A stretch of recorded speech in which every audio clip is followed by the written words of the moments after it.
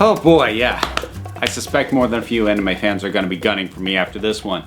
So, I recently wrapped up what had been the primary feature on the somewhat sporadically updated Council of Geeks podcast feed for the last several months. It was called the See Ya Space Cowboy podcast. The premise of that show was that for the first time in, I guess, about 15 years, I went back and rewatched all the episodes of Cowboy Bebop, including the movie, and gave my thoughts one entry at a time. I thought it would be nice to sort of just cap off the whole thing here, in video format, with you folks. Do a bit of an overview, covering my feelings on the show as a whole. It's a bit more relevant now that Netflix is actually moving forward with its live-action remake. I was gonna do this video anyways, but, that whole announcement, it made it more topical, so I'm not exactly complaining about the timing. So, yeah. Cowboy Bebop. Now, when I watched this anime for the first time all the way through, way back around 2003-ish, my overall thoughts coming out of it, at least as best as I recall them, were, that was pretty good. I'm not sure why everyone is, falling over each other to be the first in line to worship at the altar of this particular thing. So, coming back to it, a decade and a half later, I was more than a little curious to see if time, distance, and just my own, natural maturation as a human being would give me a different overall feeling. It really didn't. I still think it's pretty good, but also severely overpraised in many circles. So, rather than change my perspective on the show, the entire exercise of revisiting it instead gave me the opportunity to better understand why I felt that way in the first place. Instead of changing my mind, I can now simply articulate what I've always felt about the show better than I could when I was working off of faded memories, which was kind of all I had before I did the rewatch. Now, I do really want to emphasize this. Cowboy Bebop is by no means a bad show. It is actually quite good, which is why I use words like overpraised or overrated, because I mean them very literally. If people recommend a restaurant to you and they tell you that the steak there is the best steak you've ever eaten, you then go there, have the steak, and even if that steak is amazing and worthy of praise, if it isn't the single best steak you've ever eaten, then it's still fair to call it overrated. Also, I fully acknowledge that at least some of my sticking points can probably be countered with a cultural argument. That I'm complaining about things which are established or expected tropes within Japanese entertainment culture and the history of anime in general, and I just don't get it because I'm not from there and from that culture. And you know what? I'll even cop to that being fair, but I'll point out that I can only bring the perspective that I actually have, and there's only so much I can do to account for cultural factors when it comes to, some of these things. Besides, I would point out that the fans who overpraised this thing to me in the first place also weren't from the Japanese culture. And I still see Cowboy Bebop labeled as a show that works even for folks not normally into anime. So I kind of feel like that's a wash, ultimately. So that's more than enough preamble. Let's jam. For those who don't already know, Cowboy Bebop is a science fiction anime series. It aired in Japan in 1998 and 1999. It had a film release in 2001 as well as a manga version. It was a solid hit in Japan, but became probably the first big anime hit of the new millennium in America. That happened when it was aired on the Cartoon Network in 2001 as part of the launch lineup for the brand new Adult Swim late night airing block. I don't think anybody could have really predicted how big a deal Adult Swim would actually end up being, but predictable or not, there's little question that the show's placement there helped propel the interest in it over here in the States. There had been anime series ported over to the US before that. I mean, of course, a ton of them, in fact. Even really big hits, Sailor Moon, Pokemon, Transformers, many, many, many others. But the thing is, those were pretty much all aimed at kids. Or at the very least, were re-edited to meet the standards of what were considered kids shows in the US at the time. Cowboy Bebop was really the first adult-aimed series to get a serious push in the US. It's kind of surprising it took that long, actually, especially given that adult-targeted anime films were already a pretty decent niche market with, the likes of Ninja Scroll, Vampire Hunter D, Ghost in the Shell, and of course, Akira. They all had made waves to varying degrees well ahead of Cowboy Bebop.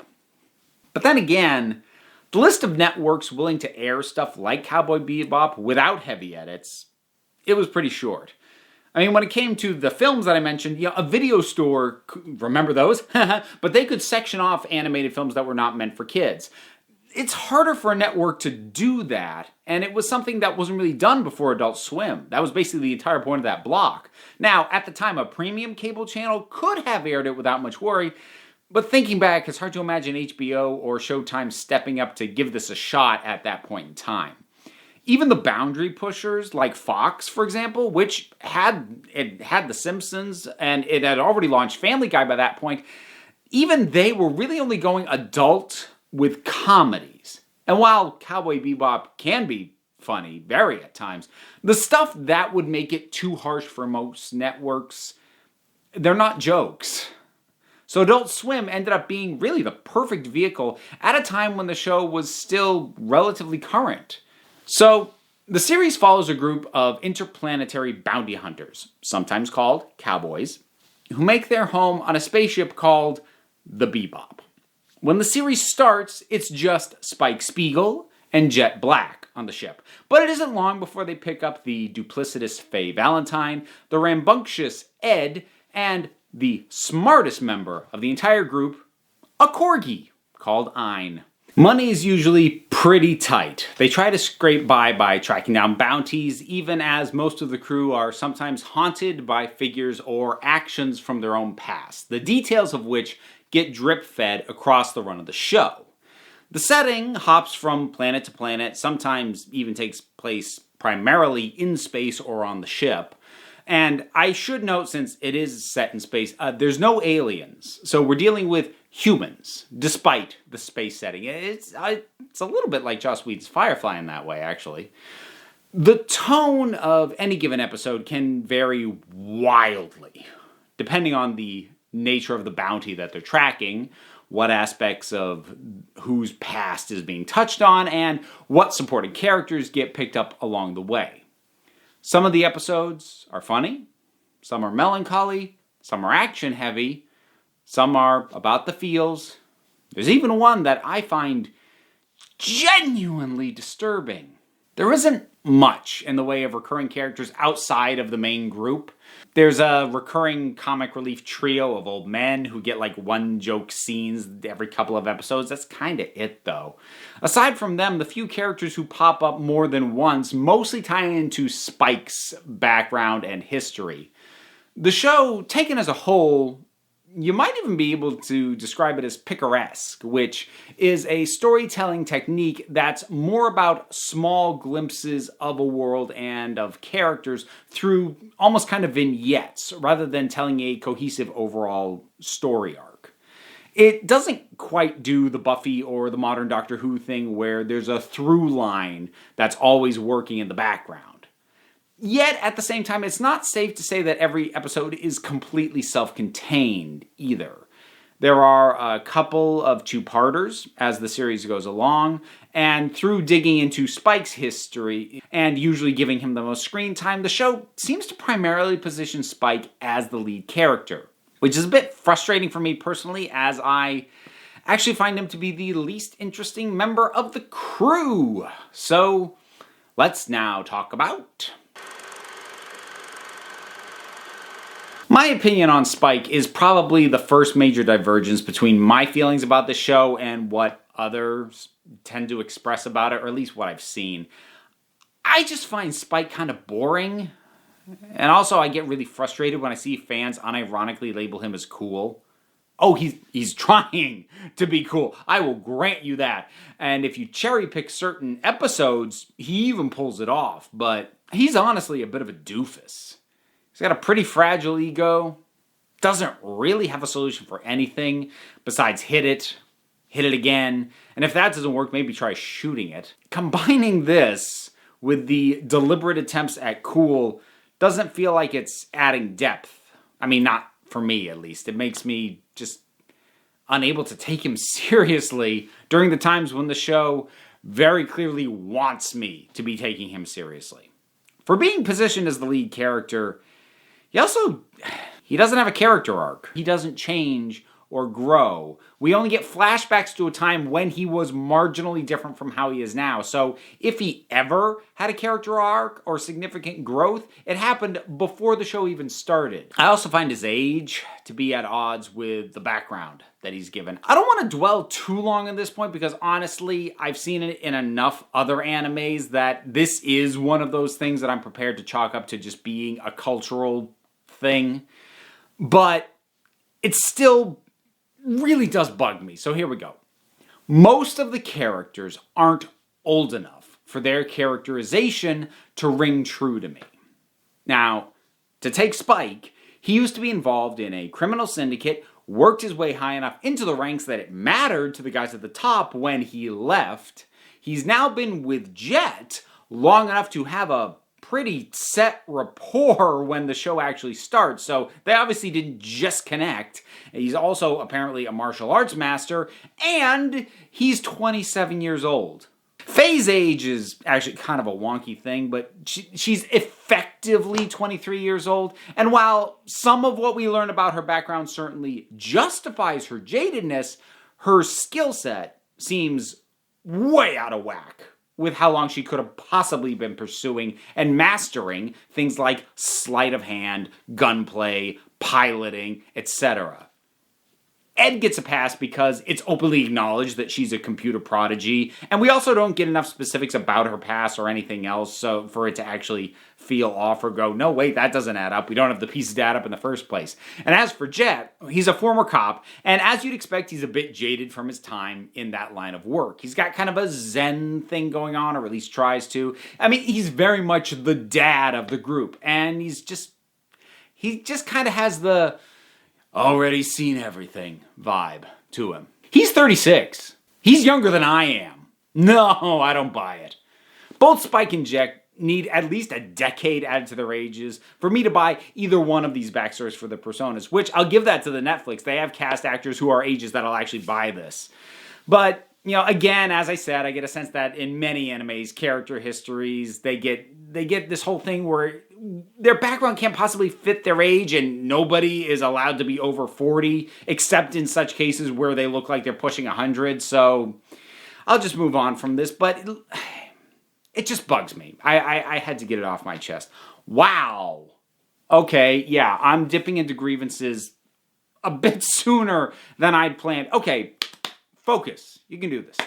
All right, so ignoring the age issues, the other characters work better for me than Spike does.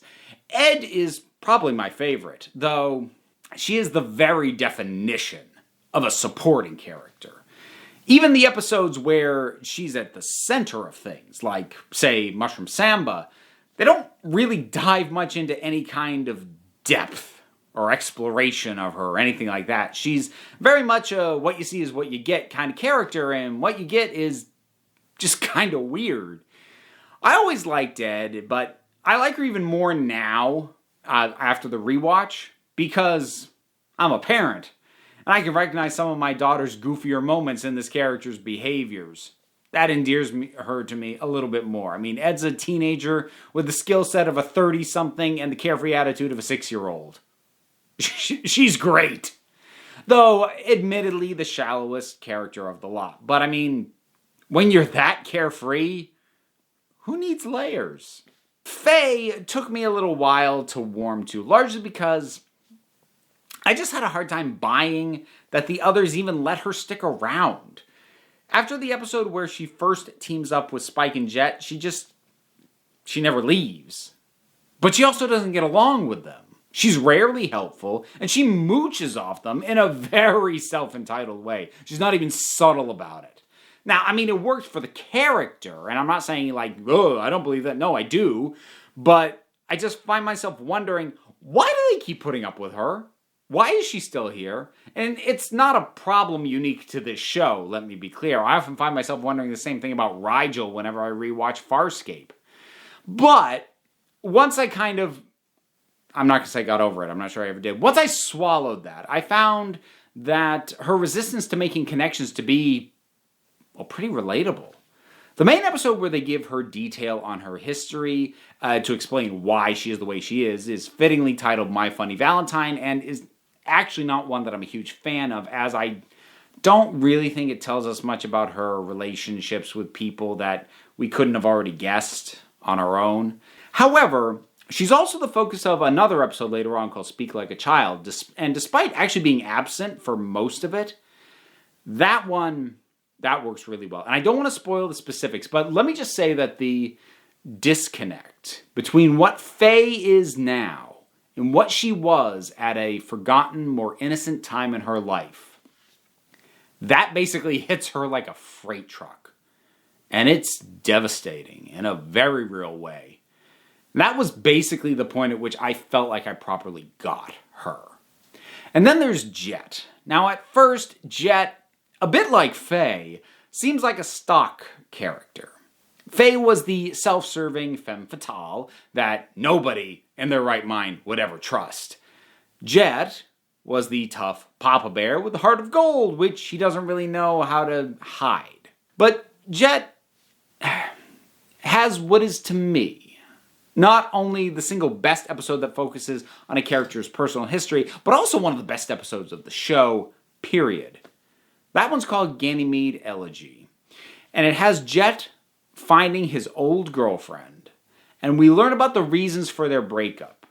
Actually, not only do we as the audience learn it, but Jet does too. Because she left him and he never really understood why. The reasons that she gives and what we find out and the way it reframes Jet as a character is just beautifully handled. It's not a big twist or some dark secret or a reveal of some horrible thing that he did. It's just an aspect of his character that we already knew about, presented from a new perspective, and it changes how you see him without feeling like a rug pull or a retcon or not playing fair. It's really masterfully done. So stepping away from the characters, what else is there that works? Well, for one thing, it looks really good. Despite the cowboy title, it's often got much more of a noir light sort of feel to the stories. It's fun characters, but a harsh world. This is made explicit in the very first episode, which I am going to spoil, but come on, it's the first episode. So, in this one, Spike makes a connection with a woman wrapped up with the wrong guy, and she's just trying to get out of her lousy life. By the end of the episode, she dies for her trouble to some mournful jazz. She doesn't deserve it, but it doesn't matter. The first episode is actually also one of the stronger ones, for the record. The very next episode almost serves as a second part of the show's thesis statement, as it's a fluffy little yarn about a runaway dog that's played largely for laughs, and between the two, you pretty much get the polar extremes of what the show has a tendency to be. So if that tonal whiplash from episode to episode is a bit much for you, let me just warn you, it's going to keep happening. For my part, the best episodes are the ones that lean more in the direction of the serious or the melancholy. But before you take that as an absolute, most of the worst episodes also fall into those kinds of categories. By and large, the lighter ones kind of just fall in the middle for me. There are a few standout funny ones, usually the ones that primarily focus on Ed, because Ed is just She's such a goofy character. You can build ridiculousness around her without having it undercutting the things that tends to happen when the other three are essential to a sillier kind of story. So, one of the things that works in the more melancholy episodes is a storytelling approach that I think of in my head as small stories in a big world. It's where a large, fantastical world has been created, but the characters we watch and the stories that we see are ultimately small and unimportant within that world. It's the opposite of the sweeping epic where we watch the actions of characters who will define or reshape the world that they live in. Now, the exemplar of this big world, small story storytelling, for me at least, is the first Blade Runner film. It is an astoundingly expansive world, and the characters are small. They don't matter, and they know that. That is a vibe that is in this show as a whole, and it's prevalent in my favorite episodes very prominently. The world that the show created clearly has bigger things going on. There's corporations, there's, the way the government works or doesn't work. There's the degree to which the crime syndicates are in control of everything, but the show and the characters, they really only ever just kind of brush up against the edges of the major players because they're not really part of those stories. And I like that. When it comes to the serious-minded or melancholy episodes that work, a big part of what helps elevate the whole thing is the music. I mean, heck, the music even bolsters the episodes that I don't like very much, at least a little bit. The score is one thing that is actually pretty much impossible to overpraise about this show. I will call other things overrated, not the soundtrack. The music for the show came from composer and musician Yoko Kanno. She was attached early into the production, and it is rumored that some of Ed's eccentric mannerisms were actually inspired by her. Jazzy would be the easiest word to use to describe the soundtrack, but if I'm going to say that, I need to clarify that I mean it in the broadest possible sense. The music can be all over the place, from episode to episode. Somber, bluesy piano, dour saxophone, lazy harmonica, raucous horns. It's all jazz or blues, but it runs the gamut of the genre. Honestly, I could probably devote an entire video to talking about just the music, if I was more versed in how to dissect compositions or anything like that. Instead, I'm just going to give you a few little tastes. Every episode kicks off with this.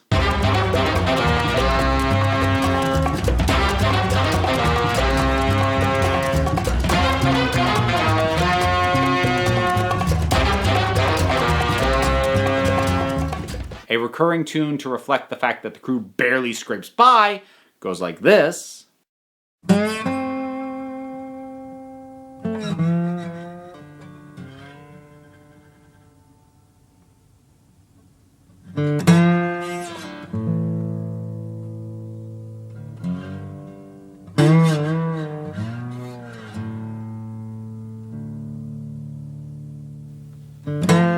Ed, chasing down a guy with a bag of magic mushrooms, gets this as a score.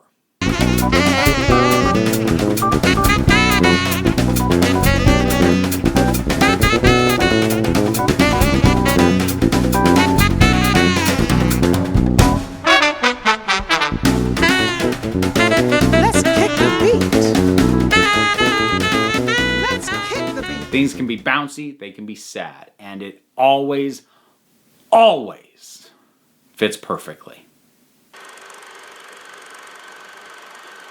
Maybe the best way to illustrate what about this show works for me is to focus on some of my favorite episodes.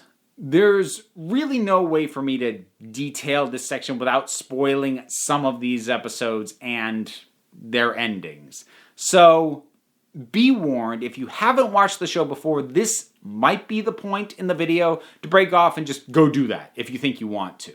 Like I said, it's hard to ruin the show as a whole, but I am going to kind of spoil these episodes. So in the episode Waltz for Venus, Spike inadvertently picks up a groupie when a young man sees him take down a bounty head on a transport. The young man wants Spike to show him some of his cool moves, and he basically pesters the bounty hunter until Spike relents and tries to impart just a few basics into the kid. As the episode moves on, it turns out that the young man is mixed up with the local crime syndicate, and he stole a rare and valuable plant, hoping that its medicinal uses could cure his sister's blindness. There's a climactic fight at the end of the episode in which the young man uses one of Spike's moves to dodge a thug. Spike sees him do this, gives him a sign of approval. It's a fun little moment of triumph. That's immediately cut short when the young man is shot and killed. The episode concludes with the sister regaining her sight, but it's not a joyful occasion because her blindness didn't even bother her all that much. And she'd never ask her brother to risk himself like that. It's this kind of melancholy and sadness brought on by a universe that just doesn't really care about you. That is the note that the show hits the best, I feel. Most of my favorite episodes, such as, I already mentioned, Ganymede Elegy, Sympathy for the Devil, and Bohemian Rhapsody, go for this kind of mood to one degree or another, with their endings, if not throughout the entire episode. And this feels about as good a point as Eddie to talk about what I consider to be the single best episode of the show. And it's the one I alluded to when I said that there's an episode that genuinely disturbs me, because I'm going to talk about Pierrot Le Fou.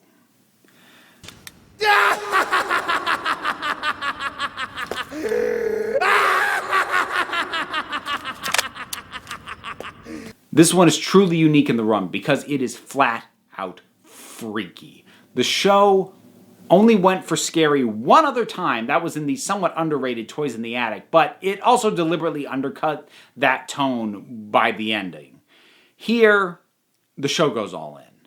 I will not lie. Everything about this show, this episode, it just freaks me out. From the atonal music provided by Kano to the overwhelming sense of dread and just about everything going on with the character of Mad Pierrot. His mannerisms tell so much of his story, which is made all the more terrifying as his origins are laid bare. It's the rare thing that becomes scarier the more you know about it. And the episode concludes in a way that just, it shakes me in the worst way, which is to say, the best way. So Pierrot is basically an unstoppable killing machine with the mind of a child. This is the kind of core concept that could be very cheesy, but it's played here for just the right kind of disturbing. The glee with which Pierrot kills and fights brings to mind a preteen playing a video game with all the cheats on. He's enjoying what he does, but there's an ever-present sense that he doesn't properly understand the consequences of what it is that he's doing. It's fun, and to him, that's all that matters. But it's not just like some kind of gleeful madness. He is deeply broken. He's twitchy when things don't go the way he wants, panicky at the sight of a cat, the reason for which gets a chilling reveal later on. And he only wants to play if he gets to win. At the end of the episode, his death is brought about when he lures Spike to an abandoned amusement park. After getting thrashed around for a while, and with very little fight left in him, Spike is finally able to throw a knife at Pierrot and cut his leg. It's just a scratch, really. But just like a child hurt while playing, Pierrot breaks down. He falls to the ground, crying for his mother because it hurts. He's bleeding and he doesn't want to play anymore. While he is in the midst of his tantrum, a parade of giant animatronic characters, which we've seen coming for a bit of time now, walks up and crushes him. He was fully capable of getting out of the way, but he didn't because he was hurt and he needed somebody to come and help him. Not physically help him, emotionally help him. He was too distraught to do anything other than lay in the path of this thing that would kill him. The essence of a troubled child, captured so perfectly in this character, is what makes this death so massively disturbing for me to watch, or honestly even recall in order to write up the script for this thing. Pierrot is a very dangerous man. Admittedly, he is nothing short of a monster. But his monstrousness is so childish that I cannot help but feel a deep sense of injustice at his demise. He's too believably immature for me to find this to be anything other than unsettling. And I kind of love it. Unfortunately, after Pierrot Le Fou, it's pretty much all downhill. I didn't bring up that yo-yoing of tone idly because it really does persist throughout the entire run of the show. I can't help but feel that I'd probably be better disposed towards the show if it had started out with a wider range of tones, but then just narrowed it down and focused more as it got to the tail end of the run. But after Pierrot Le Fou are some of the most disposable and forgettable episodes in the entire show. It also doesn't help that the show forces focus back onto Spike and it opts to close with him.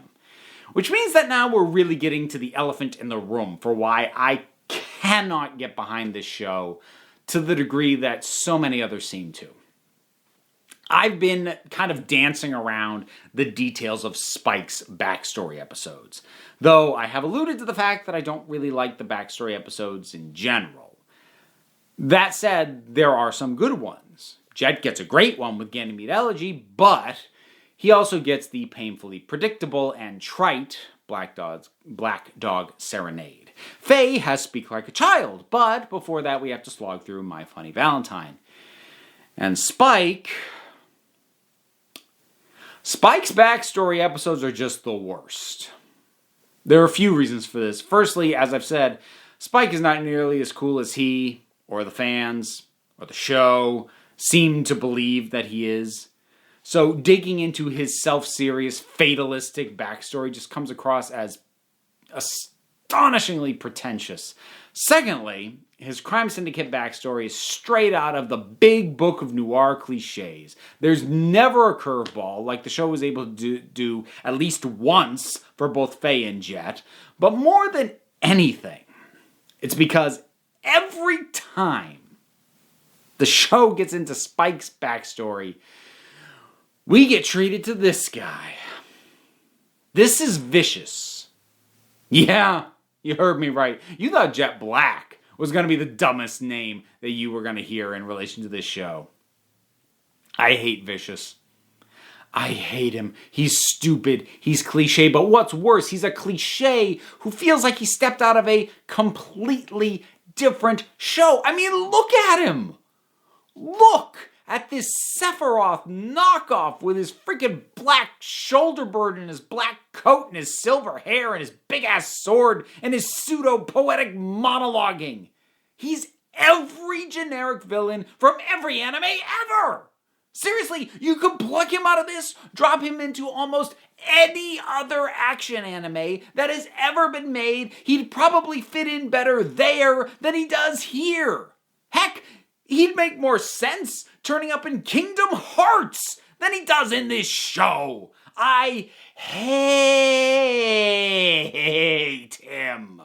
He is the one and only recurring villain of the entire thing. He's in 5 episodes and he never gets any less dumb. His first appearance in Ballad of Fallen Angels is probably the low point of the entire show for me.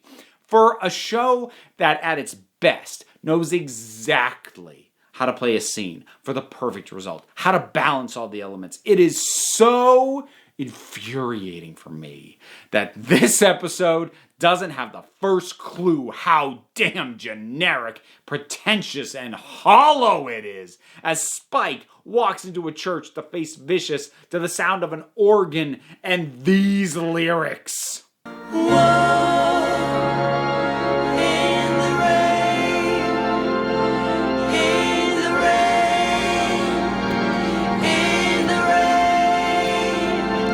Oh, dear God.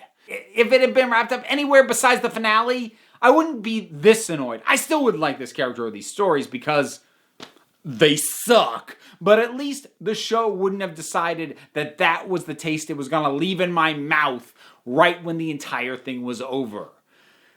I just... Oh, I can't with this guy. He fucking sucks. I suppose I'll touch on the movie briefly, which was made after the show ended, but in terms of narrative chronology, is set between the episodes of Cowboy Funk and Brain Scratch towards the end of the show's run. And when it comes to the movie, I am not a huge fan. The basic approach was a solid enough idea, focusing on the biggest bounty the crew ever chased down. But the villain, while not as bad as vicious, is very much cut from the same cloth as that tool. There's a scene involving the villain and Faye where she is made into this sexy damsel in distress, which actually watching that scene made me realize that despite dressing the way that she does, Faye is not as sexualized in the show itself as one would have expected. So naturally, the action scenes are bigger, but not in a way that justifies them being as long as they are. There's, like, for example, there's an extended chase at the tail end that kind of exemplifies this issue. If you're going to have an action scene that goes on for more than a minute, the situation needs to evolve in some way as it goes, or you risk it just becoming repetitive and boring by the time it's over. And this chase never evolves. It's just Spike escaping from the authorities, and it takes him a while to do it. It's interspersed with other scenes, and every time the movie cut back to the chase, I just found myself wondering, is this still going on? Also, remember how I mentioned that one of the things I really like about the show is how the characters aren't ever really directly embroiled in truly world-shaking events? Yeah, well, they are here, because the literal world is at stake, and we get way too much time spent with the corporation and government officers involved in the whole thing. Honestly, it feels more like Ghost in the Shell standalone complex at times. I'm not going to say it was taking cues from that, because that show didn't actually start airing until 2002, and the film would have been well into production by then. But look, it felt like the completely wrong vibe that was intruding in on the world of Cowboy Bebop. I don't want to give you the impression that the film actively doesn't work. But for me, it loses some of the things that I personally really like about the show while playing up some of the things that I don't like as much or I feel just don't fit very well. But, you know, your mileage may vary depending on what it is you like about the show in the first place. So that is Cowboy Bebop. When it's good, it's really and truly great. Its best episodes are some of the best examples of anime I have seen, and when it flies high, it completely soars. But that's not all the time, or even consistently. Of the 26 episodes of the show, I would label 9 of them as legitimately great, 7 as varying flavors of bad or forgettable, and 10 that are either just decent or too uneven to fall firmly into the other two camps. If you like anime, or if any of this sounded like it might be up your alley, well, it's probably worth giving it a try for yourself if you haven't already. Since the episodes are only about a half hour long, I mean, you can actually binge through the whole thing and the movie too in about a weekend if you're serious about it and clear some space. But personally, I still stand by labeling the overall thing as overrated. Not because it's bad, but because it's not the end-all be-all of anime shows that way too many people I know seem to pitch it as. It's a good show. That's relatively accessible to audiences not overly familiar with anime, since it's not dealing with very many of the more specifically anime or Japanese tropes like giant robots, Japanese mythology, ninjas, etc. But it's not the pinnacle of the art. It's a little too loose, it's a little too undisciplined. Maybe it's just a little too much like the jazz music it relies so heavily on. And maybe that was even the point. But being uneven on purpose doesn't make the viewing experience any stronger. Not for me, at least. So that's Cowboy Bebop and my thoughts on it. Have you seen it? What did you think about it? Whatever your thoughts are, drop something down in the comments. Let's talk about it. A whole bunch of stuff to do. Buttons, links, Patreon, merch, P.O. Box, social media. It's all down below. Click on the links. Check out the places where they take you. Or don't. If you don't want to, that's okay. Because at the end of the day, you're the council. I'm just running the meetings. And until next time, this council is adjourned.